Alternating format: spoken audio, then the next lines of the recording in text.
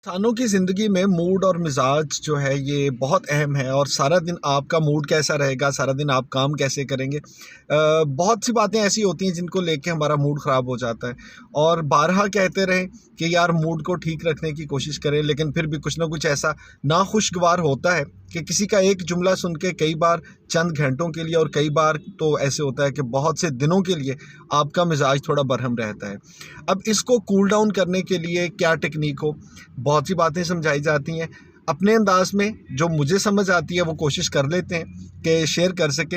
ये बिल्कुल ऐसे ही है कि एक शख्स जो है, अगर उसके पास 1,000 रुपये का नोट था और अचानक से कोई उससे 10 रुपये छीन लेता है। अब वो 10 रुपये छीन के जो चला गया, जो भाग गया, आप अगर चाहें तो उसके पीछे भागते रहें और भूल जाएं कि आपके पास 990 रुपये बाकी हैं। या आप ये समझ लें कि चलो यार ये 10 रुपये लेके भाग गया, अभी मेरे पास 990 रुपये हैं, और इन 990 रुपये को मैंने कैसे इस्तेमाल करना है, मुझे उस पर फोकस करना चाहिए। अगर आप उस 10 रुपये का गम लेके बैठे रहेंगे तो सारा दिन परेशान होंगे। वो 990 जो आपके हाथ में है उनका भी गम आपका समझ नहीं आएगी कि यार इनका क्या करें। मेरा तो ख्याल यही है कि ये समझ लिया जाए कि अगर दिन में हमें 24 घंटे मिलने थे, उन 24 घंटों में हर घंटे में 60 मिनट हमें मिलने थे।